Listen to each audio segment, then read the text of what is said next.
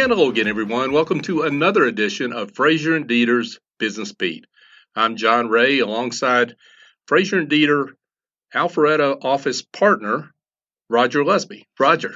Well, good morning, John, and thanks again for reminding me that this is actually our first show of the new year. First show of 2021, and I know you've got some great plans for this year, so this is the first of many good ones. I think we're going to have a lot of exciting guests and a lot of great companies on. Awesome. We're looking forward to that. But first, let's get to this exciting guest. We've got a really interesting company and guest to talk about today, Jerry Dvonch. And Jerry is the CFO at Sonoma Pharmaceuticals. Jerry, welcome. Thanks. Well, great to be here. Yeah, great to have you here. Yes. So tell us a little bit about Sonoma Pharmaceuticals. How are you serving the market out there? Okay, Sonoma Pharmaceuticals is a global healthcare leader in developing stabilized hypochlorous acid. It's a natural substance that we make, and it has several applications in wound care, eye care, dermatology, and animal health. And it kills, as our CEO likes to say, it kills bugs. It has antipuric, antimicrobiology, and various cleaning ingredients. And we sell in 54 countries around the world, and it's exciting products. Most recently, our products have been approved in Australia and Canada to kill COVID-19, and they're used on airplanes by Boeing and Airbus. We don't have the approvals yet in the United States, but in other countries we do. We have disinfectants that kill COVID. Yes. I've been with the company for about 4 months as CFO. I have about 25 years experience in life sciences and healthcare, SEC reporting, finance, accounting, and things of that nature. Yeah, so this is a really exciting new client for our firm, John. Sonoma Pharmaceuticals is a public company, and they just recently moved from California to Woodstock, Georgia. So they've got an Atlanta headquarters. And so we think that that's exciting as well. Yes. Awesome. Let's get to that here in a little bit, but I'm interested in hypochlorous acid. So is that talk a little bit more about that? HOCI for short, I guess it is. Yes. Yeah. So is this talk about like how the advantages of this compound versus others that are out there for similar treatments? Yes, like I said, it's natural and the body produces HOCl. We've been around 20 years, and we were the first company to manufacture HOCl products, so that's interesting. We also we have a manufacturing process where we're able to stabilize it and produce it. Like I said, it's natural, and those are some of the advantages. One thing, in terms of wound care, etc., our product actually relieves itching and burning, and it helps with the body's natural healing, where some of the other compounds that you can buy don't do that. One thing with ours is we actually reduce scarring as well. The HOCl reduces scarring and things of that nature. And Jerry, you were also saying that you had some products that were pretty successful right now against COVID-19. Yes, yeah, in Middle East and in Australia and Canada, they're using it as a disinfectant. But we're not strictly a COVID company. We have other products. And so going forward after when COVID ends, we have other products. So we're not strictly tied to COVID. Sure. Yes. Sure. So this compound, HOCl, Yes. I think I said HOCI. Yeah. HOCl, because it is I, sorry. Oh, I'm sorry. Okay. You were right. Okay. HOCI. So I assume the attraction is because it's naturally occurring, and a natural that there's the side effects are little to none, Yes. And it has all the benefits of being a natural product versus something that's made in the lab, as it were, or generated in a lab, right? Yes. Right. And it is we haven't got the green. We could if we wanted to, but we haven't got the green seal. I guess I should say that, but it is natural, and we over the history of the company, we've had very limited side effects. Almost no adverse events. So never a product recall or any of anything like that. So it is safe and effective.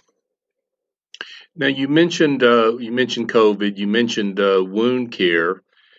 I see in the show notes here we're talking about other applications like eye care, nasal care, oral care.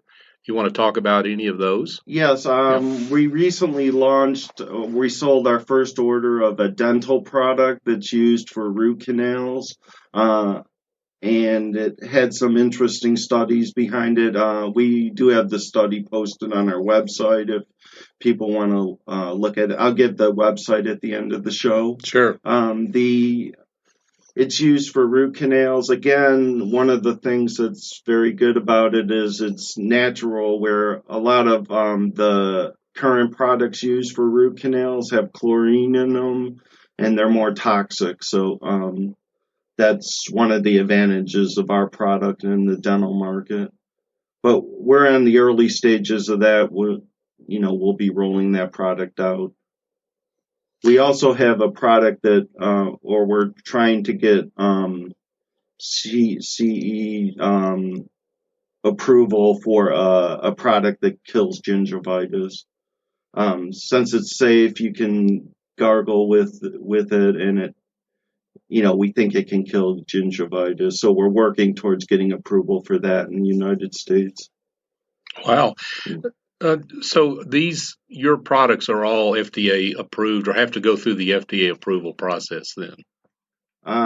Yes, the 510 clearance, not the straight. We don't go through phase 1, 2, or 3, the normal, like a drug would. Right. We go through 510K clearance. Gotcha. Yes. Gotcha. And that would be for anything sold in the United States. Yes. Yeah. Right. Gotcha. And one of the things that I notice is that there's an acceleration of healing relative to other products. Talk more about that. That's an awfully interesting aspect to your products. Yes, it oxygenates the area, and it assists with healing. And you can put our product right in the wound bed, and it doesn't burn and things of that nature. But it helps with the body's natural healing process. Jerry, talk to us a little bit about the recent decision to move all your manufacturing down to Mexico, one of your wholly owned subsidiaries. Yes. Previously, we had manufacturing in Northern California, which probably the most expensive area in the United States to manufacture.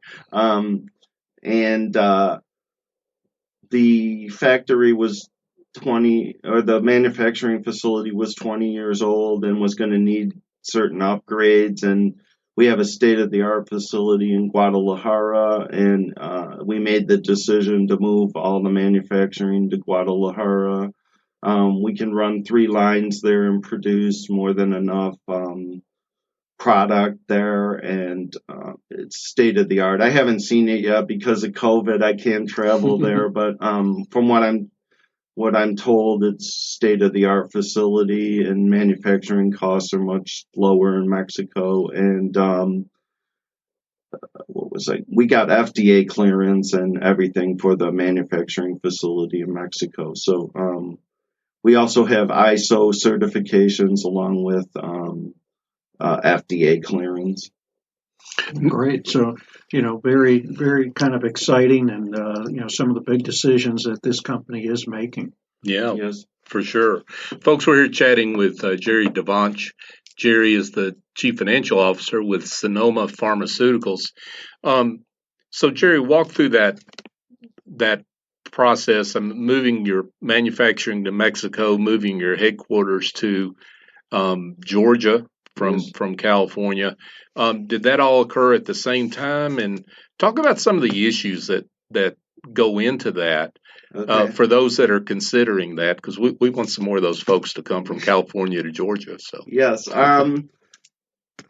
in terms of, we did do it at the same time, as long as restructure our sales force in 2020. So we shut down the Petaluma facility, moved to Georgia, and then moved the manufacturing to Mexico and moved the headquarters all at the same time. I joined in September, so a lot of the transition had already occurred, but it went relatively smoothly, and there's always challenges with staffing and things of that nature, but Atlanta's a great market in terms of having qualified candidates and things of that nature. So and we got a great airport yes, when travel does come back, so yes, that'll be a good thing. Yeah, so Atlanta was a logical destination to move the corporate headquarters to, and I think the areas, from what I can see, is developing other pharmaceutical companies and biotech companies coming into the Atlanta area. I do see some startups from time to time that have come to the Atlanta area, so hopefully that will continue in the future. Yeah, absolutely. And then tell us about the other subsidiary, the one that's in the Netherlands. Yes, that's mainly a distribution facility, sales facility in the Netherlands that services Europe. Yeah, so that's really your sales arm for the European countries. Correct, yes.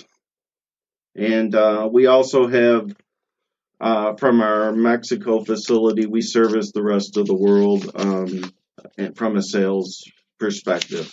Most of our international sales come from distributors, so we have distributor relationships in the internationally. We have a direct sales force in the United States, but we're also in the process of building out our distributor network in the United States. For example, we signed an agreement with ManaPro for animal health care products, and they distribute it on Chewy.com and some of the animal health websites. And so now we have a new administration coming in this week. Yes. And I think we were discussing outside, but we think that may bode well for the healthcare industry as a whole and pharmaceutical companies in particular. Yes, yeah, we're hopeful that that's the case. It seems like the administration will be kind to technology and using technology, so we're hopeful that that's going to be good for the pharmaceutical industry. Right. So your economic outlook then is upbeat? For the United States, we don't give guidance, so I don't give. We made a decision in terms of guidance that for the time being that we don't give guidance, but we're upbeat about our business, and we have, I think it's like 20 products to still develop in the United States. So we feel like we have a rich pipeline and that there's opportunities for growth. Yeah, I was going to ask about that actually, since you brought that up, product development. So what areas are you focused on there? And I know you can't talk about all the details on that, but maybe you can give us some general thoughts on where your focus is on new product development. We did move our research and development to Mexico. We did close a Seattle office for R&D. We still can invest in R&D. The one thing is we have products that we sell in Europe and the rest of the world that have not been commercialized in the United States. So we think that's an opportunity to develop, to bring some products that are successful in other countries to the United States. So that's an area we're looking at. We're also looking at over-the-counter we can produce both over-the-counter and prescription drugs. And so we're looking at over-the-counter as another area. And we've mentioned that publicly. So Sure. Yes. And just for our listeners, the stock exchange that you guys are listed on, and maybe your call symbol. Yes, we're listed on the NASDAQ, and it's SNOA. SNOA. And our website is www.sonomapharma.com. Awesome.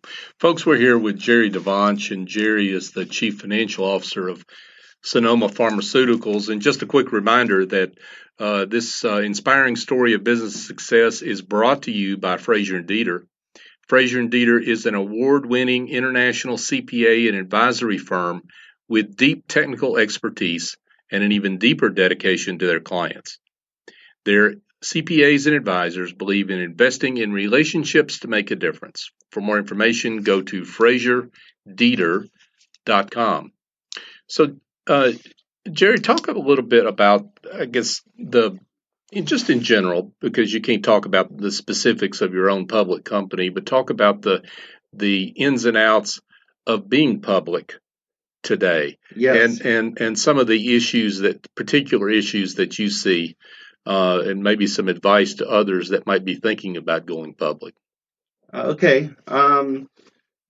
In terms of being public, one of the nice things is access to the capital markets, but you do have the regulation of working with the SEC and things of that nature. The cost of being a public company, of Sarbanes-Oxley, as well as your regulatory filings.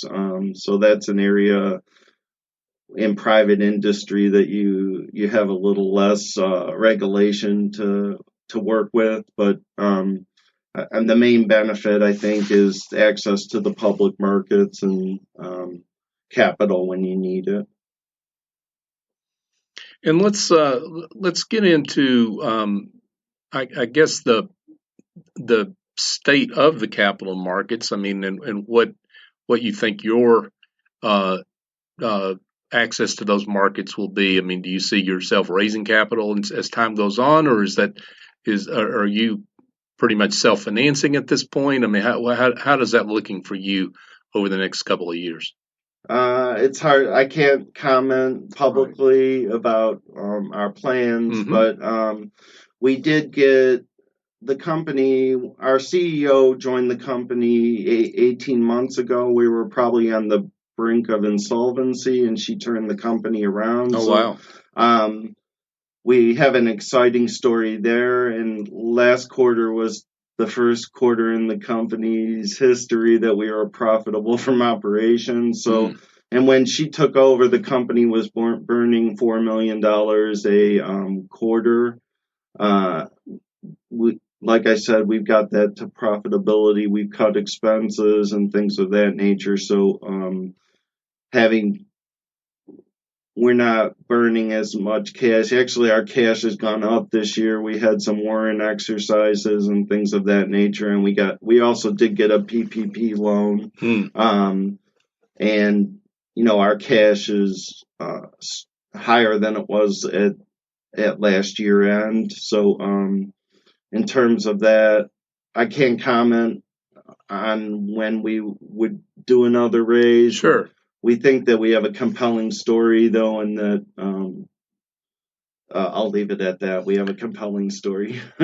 Wow, yes. A recovery during a pandemic. Usually, it's going the other way. Yes, but that's an exciting story to tell. Talk about some of the issues that I know you worked with the company through all that period of time. But talk about some of the issues that were involved. Obviously, the moves to cut expenses in terms of locations, but talk about some of those tough decisions that the CEO made to get to this point. She had to make tough decisions. She did do a small equity raise when she started to keep the company afloat, and then they made some tough decisions to cut expenses and get closer to profitability. we did grow revenue at the same time, so that made life a little easier. But the move to Mexico has significantly cut our cost of goods sold, and by making some other cuts to the sales force and things of that nature, we were running about $4 million of operating expenses a quarter, and we're down closer to 2.2 million. So we've saved quite a bit of money in operating expenses. There are challenges with that. You have less people, so obviously, but probably yes, a big focus towards product development and increasing sales. yes, And I think that is to be expected. yes. Wow, what a great story. So talk about maybe what you see ahead, what you're able to talk about as a public company in 2021, 2022. What should folks be looking for from Sonoma Pharmaceuticals?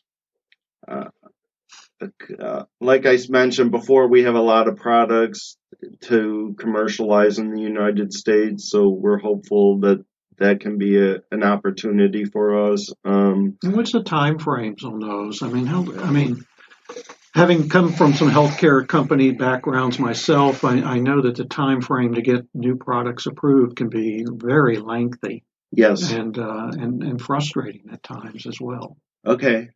In some of the cases, we already have the 510K clearances. So, right, so you're piggybacking on that. So right? We've already gone through the approval process. It's just a matter of commercializing those products. So we are making plans to do that, and those are some areas we're looking to grow. We also think we can grow internationally as well. So we're hopeful that it's going to be good the next few years. I can't comment a lot on it just because we're a public company. Sure. Yes. And what are some of the particular issues that you're having to address in a COVID pandemic environment when it comes to new product development? How does that affect you, if at all? And it doesn't affect us a lot. There are challenges, especially with people working remotely and things that are a change, and you have to address from the finance perspective, adjusting your controls and internal controls to deal with people who are working remotely as opposed to in the office. And so there are changes there in your internal controls from a finance perspective. On product development, like I mentioned, we moved the manufacturing to Mexico, the manufacturing and R&D to Mexico. So we're continuing to develop products. And I guess talk about the human resources issues that are involved in. I mean, I assume everyone was at the same place in California, more or less, other than these international offices that you mentioned. You've got folks scattered out a bit more than you had previously, right? Yes. Yeah. Yes, we make use of Zoom. The new business model, right? Yeah. Zoom and GoToMeetings have a lot more focus now. In terms of the HR issues, I can't, like I mentioned, I just joined 4 months ago, so a lot of the issues that they went through with regard to the shutdown were passed when I joined. Right, yeah, yes. Because, when you joined, we were in the middle of it. Yes. Okay, Jerry Dvonch. Jerry is Chief Financial Officer of Sonoma Pharmaceuticals. So, Jerry, as we're wrapping up here, maybe you can once again give folks a little bit place where they can connect, website, what have you, and other information if they're interested in learning more. Okay. Like I mentioned before, our website is www.sonomapharma.com. And our phone number is 800-759-9304. 9305, sorry. 800-759-9305. Okay, Jerry. Well, thank you again for being our guest, and welcome to Atlanta, and welcome Sonoma Pharmaceuticals. Okay, thank you. Awesome. Great stuff. And congratulations, Roger. What a great story and new relationship for Frazier Deeter. Yeah, I think it'll be fun, and we hope to be able to grow with them. Terrific stuff. Yes. Well, Roger, I think this is a wrap. So let's look ahead to the new year and a bunch of great stories I know you got lined up for us to hear. Yeah, and we'll see you in February, John. I look forward to it. Folks, we appreciate you joining us here on Frazier and Deeter's Business Beat. For Roger Lusby, I'm John Ray. Join us next time.